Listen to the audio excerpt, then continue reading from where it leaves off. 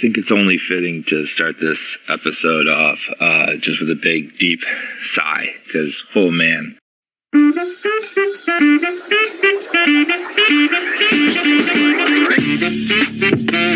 Oh, you are teeing this up so good.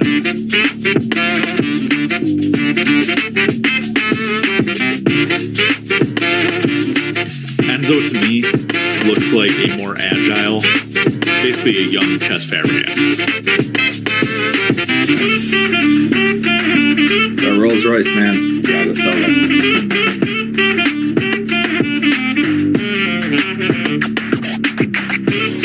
Messi is the Jorginho of international football. That was a dumb take.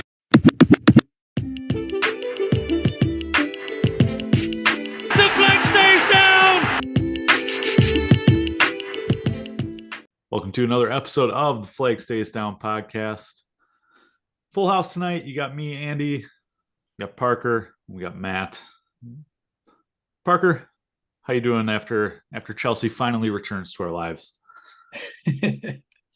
Full 24 hours ago, right? Yeah, I'm good. It was a great weekend. I'm starting to really love this whole Colorado fall thing, where it kind of like went down into like the low 40s, and then this weekend was in the 80s. I'm like, sweet. So we wake up and it's like it's chilly, it's brisk. You throw a long sleeve on, and then by midday it's 70s, 80s, and so it's perfect here, man. It's very, very nice.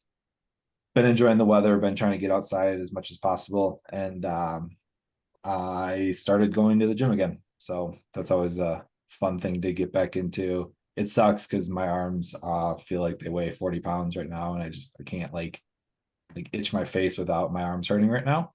And I wasn't even trying to like go hard. I was just like, I'll do a little weights, high reps, whatever. And it shows how long it's been since I've been in the gym. So doing anything non-cardio. So trying to get back onto a regiment like that, trying to get back into it. And but it's a good feeling. I feel like those are, small rewards. And Collins, it brings me back to a good time in my life where you and I spent a summer going into the rec center at Oshkosh and working out in the morning, working and then drinking all of our pain away at night and watching a whole lot of It's Always Sunny in Philadelphia. So those were fun memories. And I was just thinking about that when I was walking with my wife this morning. So fun times reminiscing and trying to make workouts fun again, which they haven't been since we did that.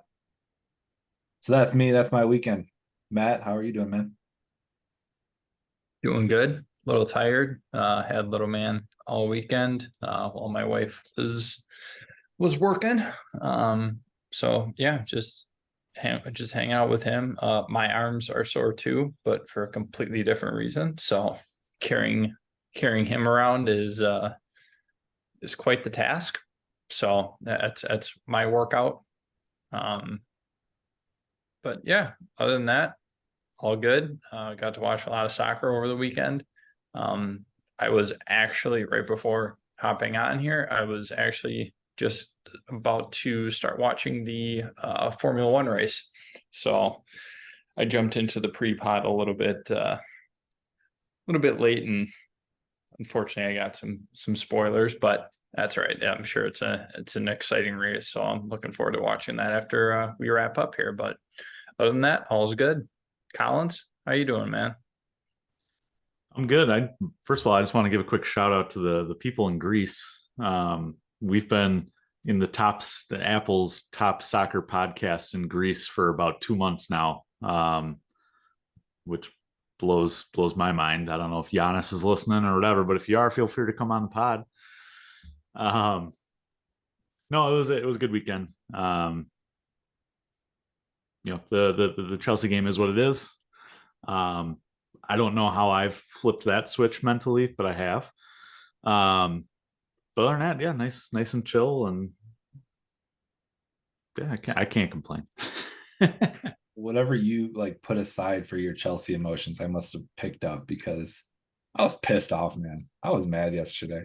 I was in such a good mood, and I got ahead of myself. I was like, man, this could really kick off something great. And then my hopes got taken away in, just a few minutes there. So whatever you set aside, Collins, thanks for that. I picked up that baggage and I've thrown it on my back.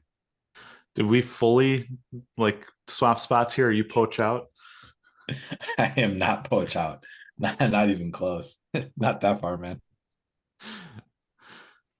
Well, I guess before we get into our topics for tonight, I guess the reason why I'm kind of not optimistic after that one, but just kind of say la vie after Chelsea dropped points in that is that it's we have the youngest team in the Premier League. These guys, like as we've mentioned, and beating the dead horse here, have all been on this team for less than 12 months, pretty much collectively. With the exception of Silva and Sterling, I believe. They're finally starting to gel. We have a manager who actually knows what he's doing, and you can see the progress already. This team last year, we would have given up an early goal to Arsenal, and then it would have been, just shit the rest of the game. We would have been just depressed on this podcast, which I listening back to some old episodes, we definitely were at one point collectively. So I don't know. I'm not through the roof with the result, but I don't know. I could go either way. But there was a lot of good and bad in this one. Certainly 77 minutes of good, and then about 20 minutes of bad at the end. But let's start with some positives here. Matt, we'll start with you. What was your biggest positive takeaway from this one? So two things. And I think it's with the goal scorers. Cole Palmer is still that guy. He just seeing the way that he's starting to just command games. I'm really a big fan of what I'm seeing, and it seems like he's getting better week by week, and you can see it. It's not just taking 6 months he is fitting into this team very well and making a name for himself. So I definitely like that. The other thing is Mudryk. We all know kind of we wanted him out there. We wanted to give him more of a consistent run. I think we've kind of talked about how he just needs time, and I think he's starting to get that, and it's starting to pay dividends both with Chelsea and at the international level. He just needed something to jumpstart everything, and I think he's at that point now, and we're starting to see a progressively better version of him than when the season even started. So I have very high hopes for what he's able to do if he can keep this run up. One thing I liked about Palmer, Matt, that I didn't even realize, I didn't see live in real time, but I saw it on the halftime show. When that penalty kick came, he went and grabbed that ball. And to have that kind of confidence on a team, as the new guy, the last transfer in kind of a thing, he's got that confidence. He's got that swagger. He wants the ball. I love that, man. We debated, who takes penalties for us a couple weeks ago, and the way he's doing it right now, it's pretty awesome. So he has that belief in himself, and Poch does too. Enzo does, and I really like that. But what stood out for me was our defense. I've gone on record and said, our defense can't play the way that they were playing earlier in the year, and if they do against the good guys, then we're going to get just housed.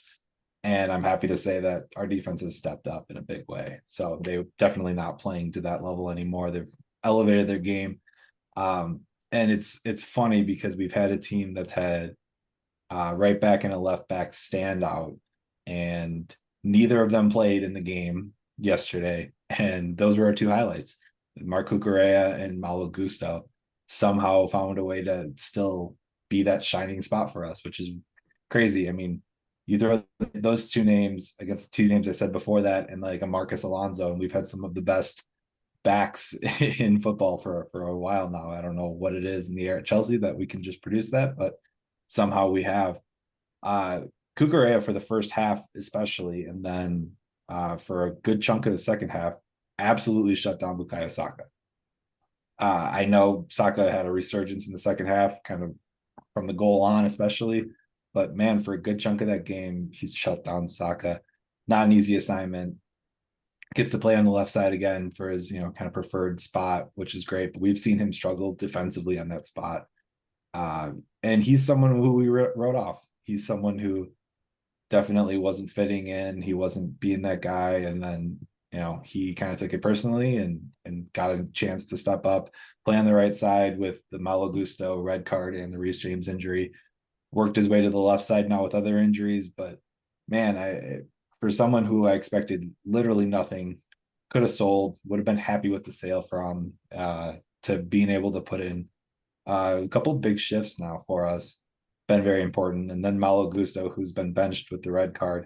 I think all of us collectively don't believe that was a red card. I don't know how it withstood. Quite unfortunate, if you ask me, but comes back into this game and doesn't miss a beat. So I thought he played very well. He had less to do, but I mean, Arsenal, let's be real, guys. Arsenal has a front three of Martinelli, Jesus, and Saka.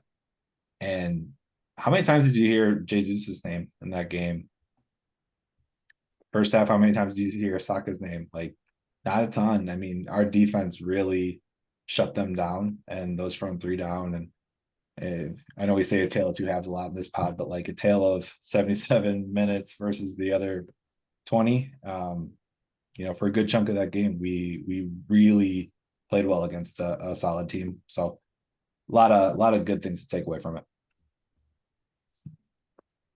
Yeah, just to hit on what both of you guys were talking about. First of all, Cole Palmer, Matt, absolutely is that guy. And I like to think that God, how do you phrase that? We failed up to Cole Palmer, because the original target was Elise, who is now injured further, right? And Tyler Adams was in there at one point, but I think that was more of a Caicedo backup. Cole Palmer just came out of nowhere, and I think it had something to do with the failure of the Elise signing. And so I really think that getting a guy who is a very fringe player at City, and now he is playing his nuts off basically out there, is fantastic. So good on the recruitment team and the scouting team in that aspect. The defense, Parker, like you said, was fantastic. I'm not going to take credit for Cucurella because I said preseason he was going to use the last year as an adjustment, but I'm not going to take credit for it. So you're welcome. No, the biggest for me is Mudryk.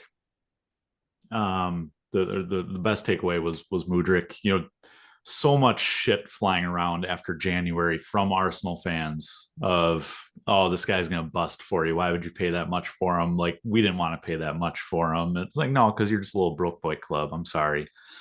And then he rightfully got some shtick, and coming from a country that's war torn, and his people are dying, and going from the Ukrainian league to the Premier League, it's a big adjustment. And I just based on this year alone, I think he's made some good adjustments. Going back to preseason, he's got 3 goals in his last 4 starts for club and country. So clearly something's working here. And the more I watch the video of his goal Saturday, the more I think that he meant it. Like, he's just that kind of player where he'll just try that crazy shit. No, I was very impressed with Mudryk and very happy for Mudryk. And I wish that could have been the game winner, to kind of just shut up Arsenal fans. It would have been just chef's kiss.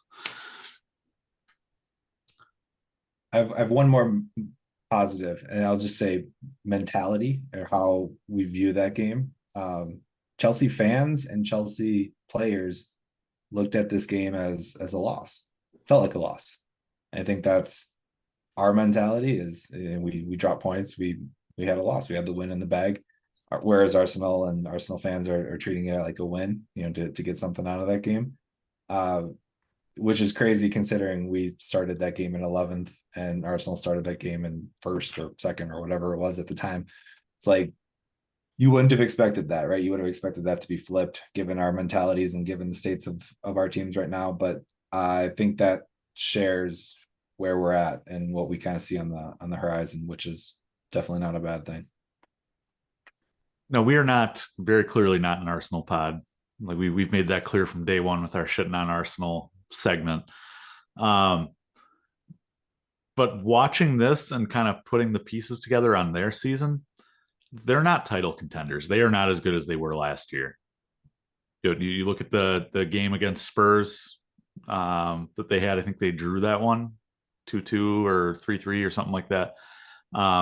They beat City, but it was on a bullshit goal. They've lost in the Champions League to Lorient or Lens or one of those French teams. Earlier in the year, they barely beat Brentford, and then they have to get lucky to beat us. I talk about law of averages on this pod a lot, and I think Arsenal's getting some breaks, and I think that they look better because of these breaks than what they actually are. And I think second half of the season, you're going to see that start to come crashing down here. All right. But talking about crashing down, we had some negatives. We had some negatives in this match. And Matt, I know you are primed and ready to go with this one. So what's your biggest negative from this match? Dirty Sanchez, formerly known as Robert Sanchez. What, Collins, you set the stage perfectly for this. The law of averages says the more you fuck around, the more you're going to find out. And guess what? Sanchez fucked around a little too much and he found out. It's the thing that I was very adamant about as far as going back to the conversation around whether he was a top Premier League keeper. I was of the opinion that he was not. There are still question marks on it, and one of the big ones was his distribution and his basically gifting of possession to the opponents in unflattering parts of the pitch. It was bound to happen, and it was the catalyst for what would end up being a lackluster second half for us.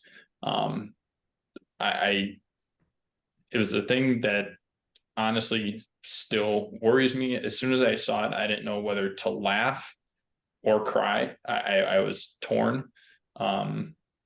The part that wanted me to laugh was just so I could say, up yours. That was the part that really would have made me laugh. But then just to see, like, really, and it's Declan Rice of all people. So I was like, great, of course this happens. So that one was obviously the big one. The other bad part is that Kai made it off the pitch uninjured. So I'm a little sad about that, but we'll see him again. We'll have another crack at him. Yeah, Sanchez, I'm fully willing to take that L. Sanchez had a terrible game. A terrible distribution game, I will say. And that's that. And I realized that it led to a goal, not the game winning goal, not the game tying goal, but it led to a goal. But at the end of the day, keepers are not outfield players. I will trust a guy who can stop shots, because as much as you are about, Mendy was struggling bringing Kepa, right? As much as Sanchez struggles to distribute, I miss Kepa. Kepa can't stop shots. Ball's coming from outside the box. Ball's going high, low corners. He can't reach. He's too small. Sanchez can stop shots. And so I think this is a very small change that can be made pretty readily. And it's not even a, hey, stop doing that thing to him. It's a change the system. for Pochettino. It's just boot the fucking ball every time we get it, right? Or every time he gets it. But I would much rather 10 times out of 10 have a shot stopper than a distributor as a keeper. And so the other part to Sanchez was the fact that he flat out took out Gabriel Jesus. That's the only time I heard his name, by the way, was when Sanchez like completely took him out and didn't even make contact with the ball on the punch. So again, it's a microcosm of what was just a very bad game for him. Argument could be made.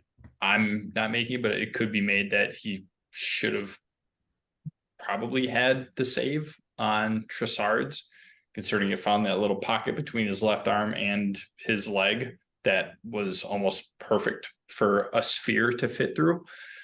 Again, I'm not saying that it should have been. It was a bang bang play. I get it. There was just a lot of little things, and that error was just kind of summing everything up. The way that I look at Sanchez is I don't know who I'm getting week to week. With somebody like Kepa, you knew that he would have good runs and some bad runs, but at least they were like sequenced together. Sanchez, I don't know game to game. I really don't. He's either going to be amazing or he's going to scare me to death and possibly concede goals just on poor, I don't know what you want to call it, mechanics, poor decision making. Like I would trust somebody who can be consistent for longer than a game to game basis. That's just how I feel on him. I understand, but that's kind of how I look at him right now. I don't know which version I'm getting of him game to game. See, yes, but just taking what you just said and removing the names from it, you're describing the exact same person. Like Kepa, yes, he had streaks of clean sheets. Sanchez has had a streak of clean sheets to start his Chelsea career. But Kepa was not playing out of his mind to the point of you did not believe that a goal was going to come in. Every match, Kepa would get caught in no man's land. Every match, Kepa would fail to come out on a cross. Every match, Kepa would, some stupid bonehead play would not make a move on a shot, right? How many times do we see Kepa just planted on his feet? And so you're describing every keeper that we've had outside of Mendy during his fantastic run. Going back to the days of Petr Cech, right? Petr Cech was something else, different era, fantastic player. But since then, that's been all of our players. Even Thibaut Courtois had his ups and downs because he was so freaking tall and lanky that he was easy to beat on low shots. That was his MO. Every keeper goes through hot and cold streaks. Every keeper makes mistakes every single game. There's no one in this world that I would trust every single game in and game out, other than those couple of elites like Ederson, Alisson, and probably Neuer. fair, but I guess my thing is I would have more confidence in Kepa game to game than I would in Sanchez game to game. That's kind of how I'm looking at it. So forget the elongated streaks or whatever. Let's not forget Sanchez's first 5 shots against him were all goals. So and Kepa didn't save a shot from outside the box until a year and a half into his Chelsea career. Right. I understand. So they're like Kepa is a terrible comparison. I'm sorry. Yes, they're both Spanish, and yes, they both played for Chelsea at various points, but it's a terrible comparison because they're both on equal level. And I think Kepa is a little bit more proven, but sure, that's fine. It's tough. Like, I don't think either are phenomenal. I don't think either are elite, and I don't think that that's the level of quality we should strive for with this club. Like, I don't think the bar is Kepa, sure, it's our most recent bar, and there was a Kepa Mendy battle that went on, and Kepa kind of won in the long term. There's a lot of good that he brings to the table, and Matt, to your point, he's far more proven. He's done it for a longer period of time than Sanchez has. My problem with Sanchez is I still haven't seen that level of elite shot stopping that Collins you claim he has. I haven't seen it. I know I probably missed the one game where he put it on display most. I haven't seen it. I haven't seen him make those saves where I don't know how he made those saves. I just haven't witnessed that yet. And he makes a mistake a game that leads to a great goal scoring opportunity from the opposition. And he did it twice against Arsenal. He didn't get called out on the first one. It didn't lead to a goal. But that's the thing. Like, when we talk about what we see on the pitch versus what shows up in stats and things like that, when you see that happen each game, almost every single game, like almost every game without missing a beat, like he does something that leads to that chance, they're going to lead to goals. Like it's going to lead to goals. And it's really, really unfortunate that it led to a goal that led the comeback for Arsenal in a London derby where we had a chance to really make a statement as a club. Like that's what's really unfortunate, is that it cost us 2 points in a home match that we desperately wanted to win. We didn't need to win it. We wanted to win that match. So I think it would have sent a really big message to the rest of the league.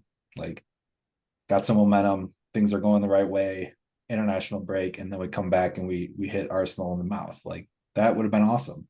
And we would have started this leg of games off in a good measure.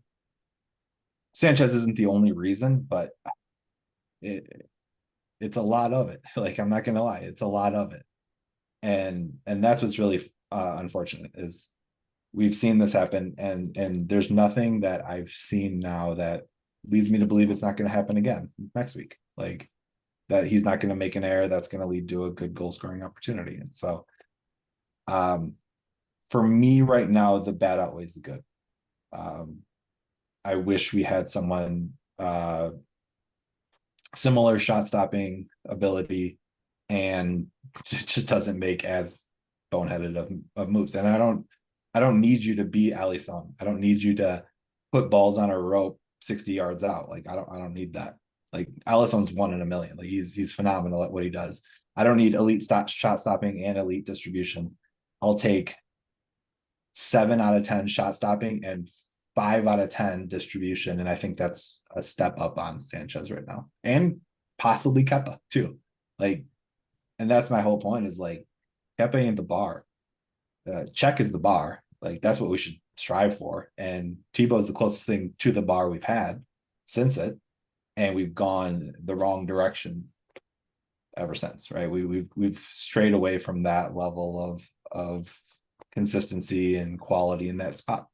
There's nothing to it. I mean, you can say the same about strikers since Drogba. Like, you can say the same about a couple of things in our team, but obviously the light's on the keeper position right now. We've talked a hell of a lot about strikers the past, I don't know, 4 years. So let me ask you guys 2 follow-ups, and I'll start with the more near-term follow-up. I've seen some people saying, under Mourinho or Conte, Sanchez would be benched in our next match.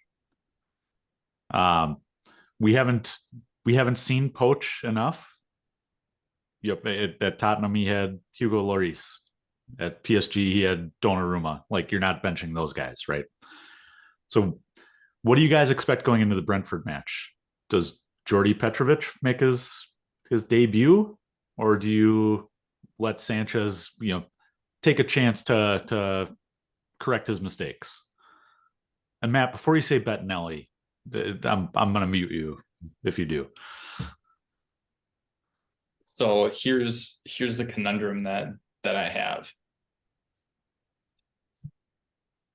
I don't know what Sanchez I'm getting.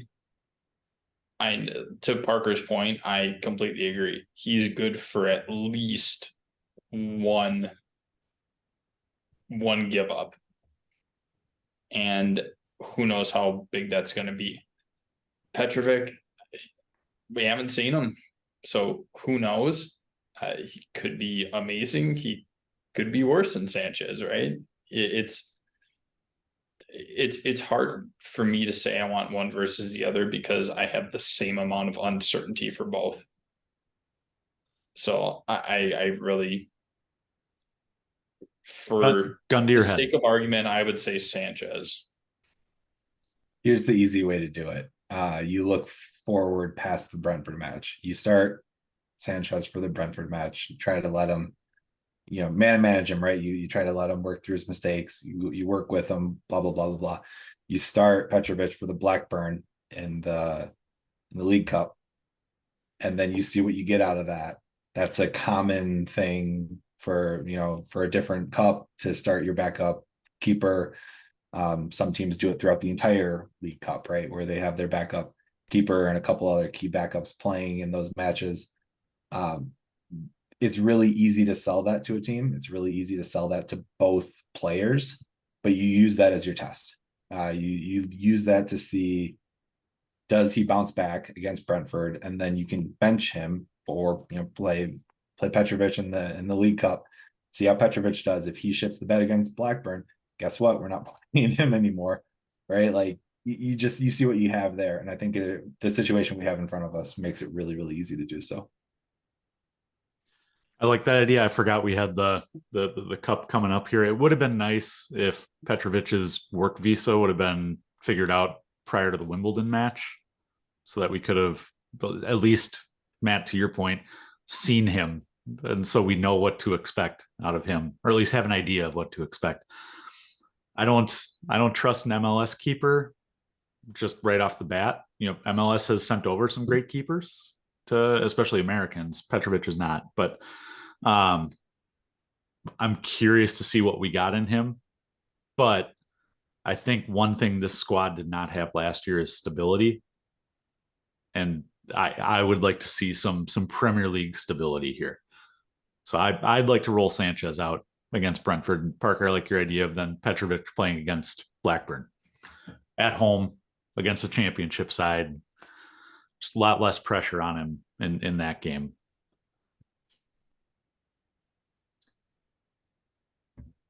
All right. Well, Your other follow-up question. Yes. I had two. Oh, I did have two. Thank you. All right. I was about to flip the script here. All right. So you guys both said Sanchez is not elite. It's something that just reading between the lines here, we need to upgrade on. So come January, come summer, who do you target? Short term, De Gea. That's exactly what I was thinking too. Like short term, you can't tell me he's not better, and he's not your long term solution. I get it, but short term, I would feel more comfortable with David De Gea in the sticks than Sanchez. You can call me a hater, you can call me whatever. That's how I feel. And Matt, you too? That's I've been saying, why haven't we signed De Gea yet? He's a free agent. Bring in even an experienced keeper, just somebody to be in the locker room. Like it's not like we have a problem with money. Cost isn't even an issue with it, right? Yeah, just throw him a contract. If anything, have him lead the new young guys that we just spent money on. Have him develop them and things like that. It's not a terrible idea at all. And we've talked about that with the youth, right? Sanchez is 25, and he is currently our most experienced keeper that we have available to us right now. Bring in De Gea. Like he may not even be like our everyday. He maybe is like a split time with Sanchez or something like that, but at least get him in the locker room. It can't hurt to have that experience with the young crop of keepers that we have now. Why are you so adamant against it? I can't believe you two spending all this time talking about inconsistency of Robert Sanchez. and you want to go out and get David De Gea as an upgrade short term. There's a big difference, man. The big difference is David De Gea and I'll say at one point, but for a long stretch, was considered one of the top 3 keepers in the world for I don't know, 5 to 7 year period. How long ago was that though? 3 years ago. Pre-COVID, I would say. So yeah, okay, never mind. That about 3-4 years Checks ago. out. But you talk about having an inconsistent keeper. Oh my gosh, I can't even. I don't have words right now. David De Gea, over the last 2 years, has been one of the most inconsistent keepers in the Premier League. And you want to bring him in after not playing now for 7 months, 6 months, and start him? That you guys are asking for inconsistency. You guys are begging for it. We already have it. What's the difference? So why go get him? Because that's what I was saying. Because he's older. He's a free agent. He's going to be cheap. And again, it's like, why do we still have Thiago Silva if he's 38 years old and can barely make it up and down the pitch? Blah blah blah.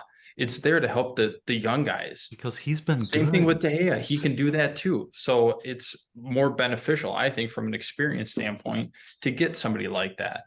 But my side of it is he may not be the everyday starter per se. At least that's how I'm viewing it. He might not be the everyday starter, but he would be, I think, brought in more for the experience side of things than the actual performance side of things. But I do think that he is a better option currently than Sanchez.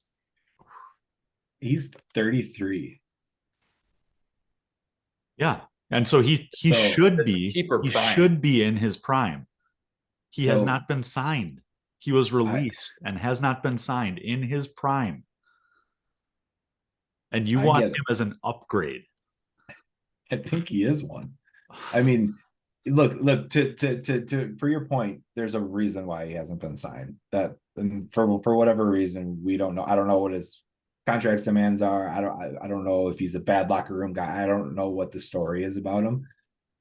So I'll be fair and say, like, there's probably a reason. He's on paper a phenomenal keeper, and so there's probably a reason why he hasn't been signed, which is probably why we don't have him or anyone else does. But looking at the facts, looking at the stats, looking at who he is, if everything else were to check out, he would feel like an upgrade. That's all. Going off of what I know, going off of what I see. I'm glad you guys are just vibing the rest of the year. Congratulations to you. Hey, it's all good, baby. You got to vibe all of last year, so fuck you. I get a chance.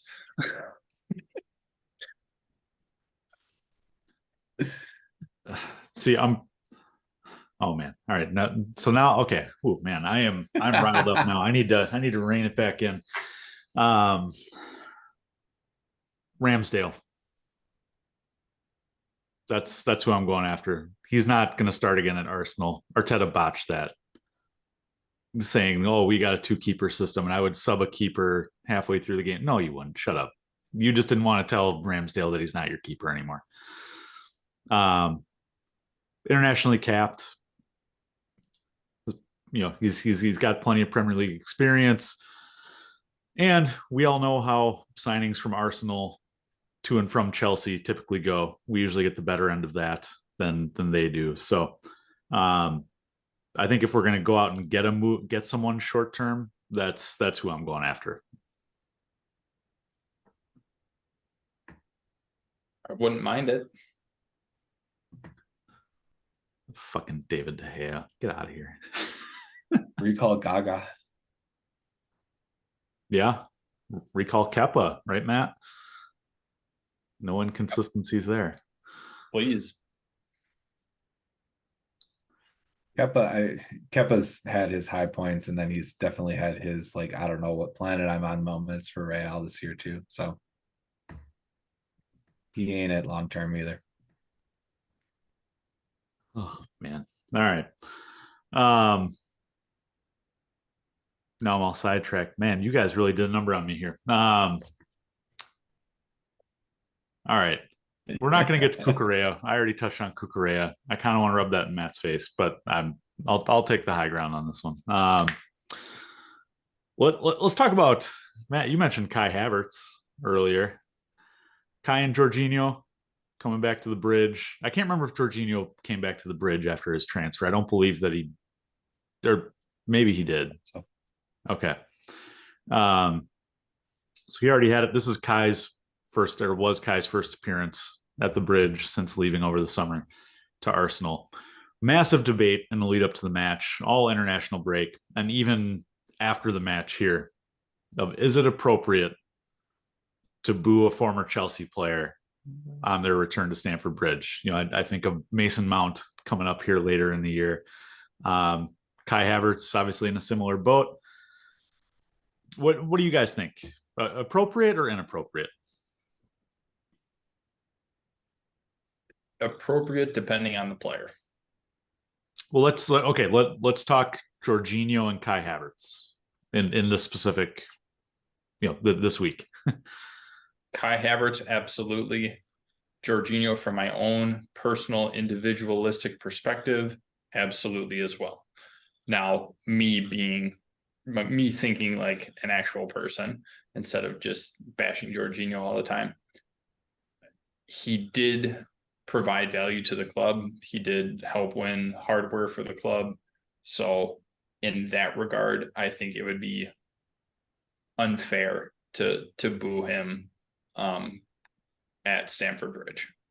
Kai Havertz, yeah, he's not in that same boat. Boo him all you want.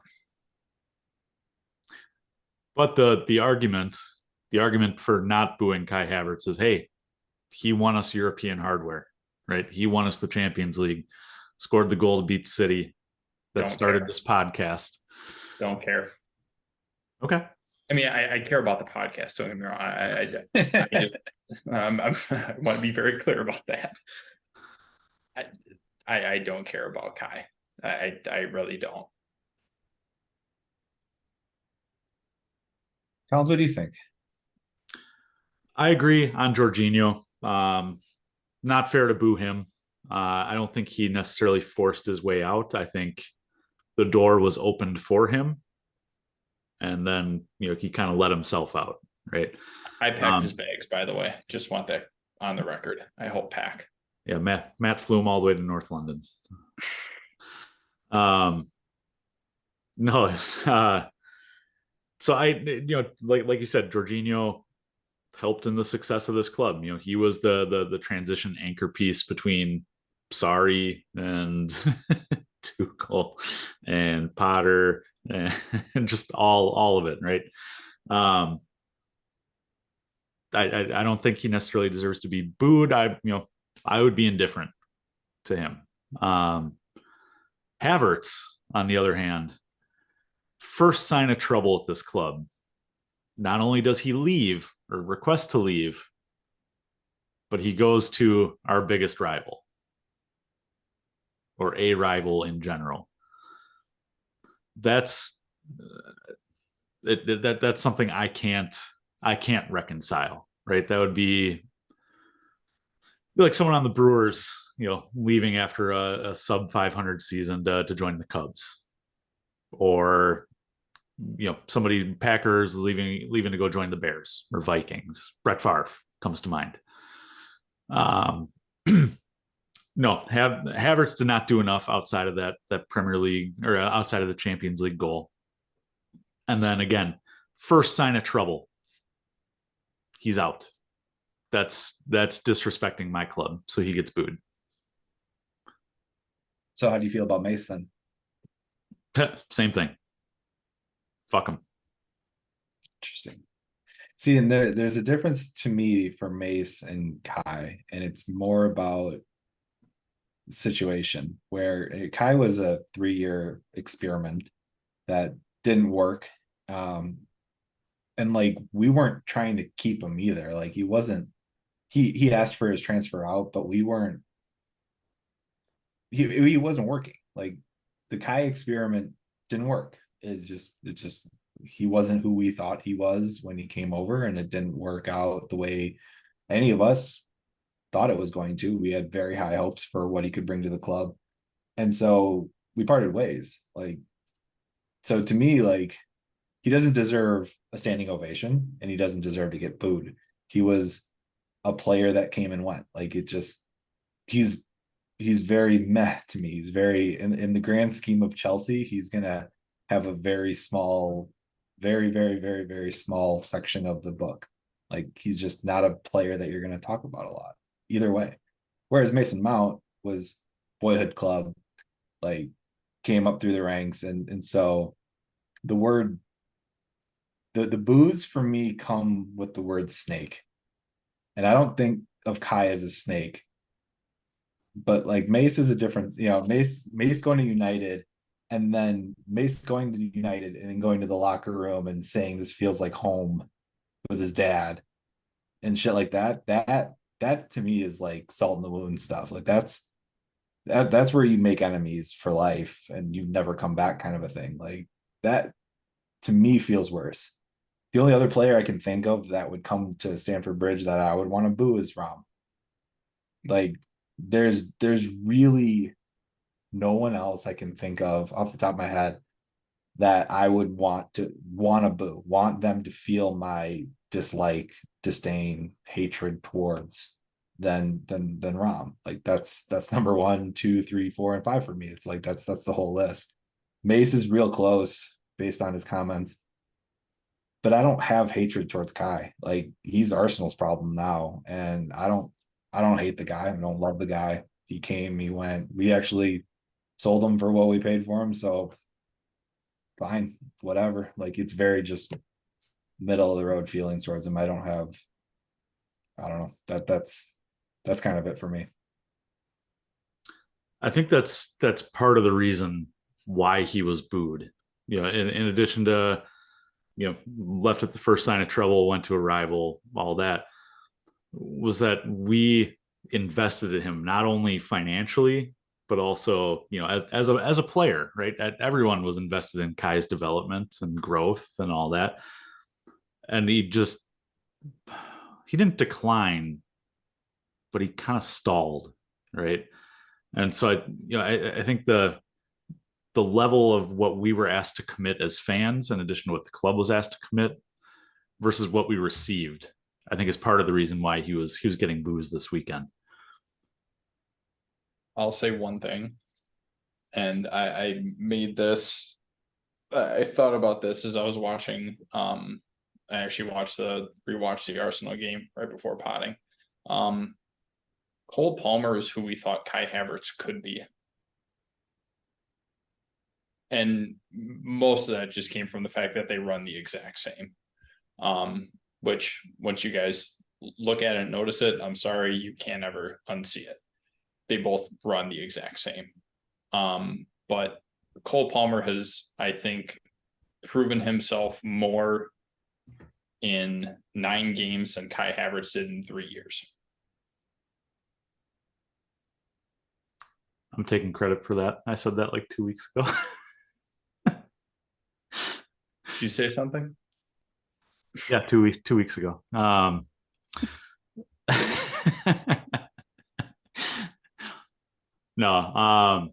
I think you're right. But at the same time, Kai, well, he didn't start hot, right? He had COVID right away. Well, you could say he started hot. He started with the fever.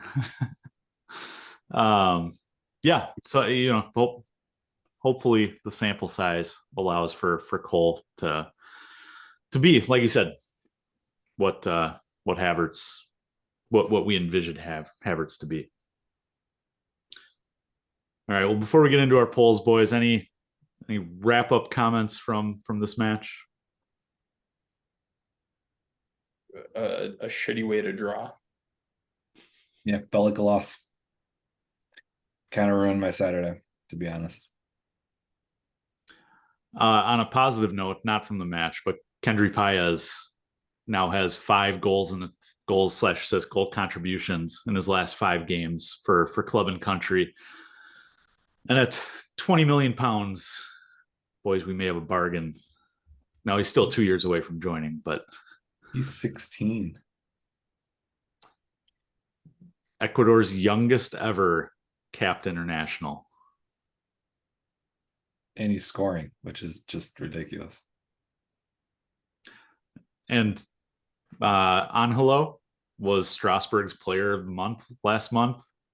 So we've got some options in addition to Cole Palmer down that right wing. We should do like a loan summary wrap up, or like how some of our loanees have been doing and whatnot. Because like I haven't heard anything about like Santos or what's going on with some of our other players that were fringe players. Santos has a total of about 12 minutes played this year. He's about 7th on the depth chart for Forest, but he's going off to the Pan Am Games this week for a 2-week tournament down in South America. So at least he's gonna get some playing time there, but seems like a wasted loan at Forest. But Parker, I like that idea. We'll hash that out off the pod. All right, turning to our polls. We've got 2 of them for only our 1 match this week. First being our positive, the man of the match. And there were some positives in this one, as we mentioned earlier. So in the hell of a 77 minutes, out of these 4 choices, who was your man of the match? Cole Palmer, Mihailo Mudryk, Raheem Sterling, Mark Cucurella. Feel free to enter others. I know there were others as well.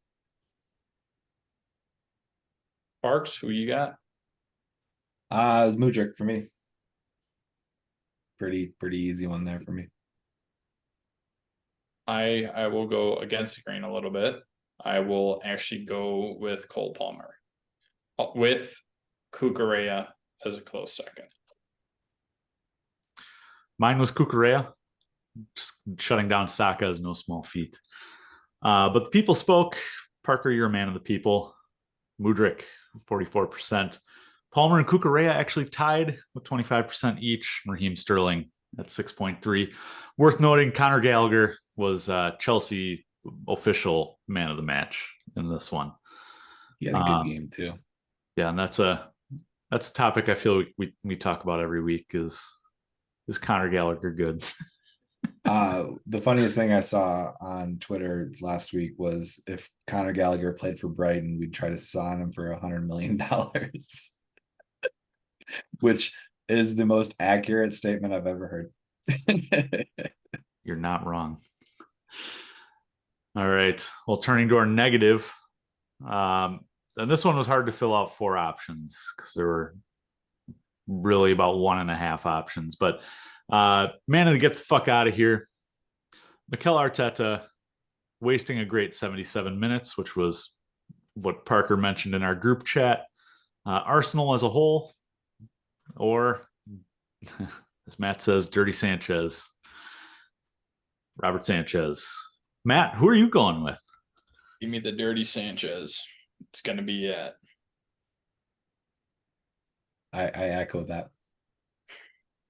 I knew you guys were going to go with that, so I voted wasting 77 great minutes.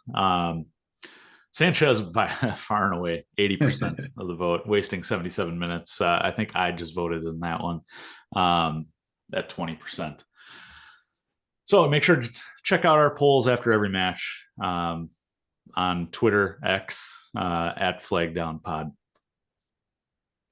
All right, well, boys, that wraps up another wonderful edition of the Flag Stays Down podcast. Make sure to subscribe, rate, and review wherever you get your podcasts. Make sure to follow us on social media, Facebook, Instagram, X, Threads, all that good stuff at Flag Down Pod. Boys, been a pleasure. And hopefully next week we're talking about 3 points. Cheers, boys.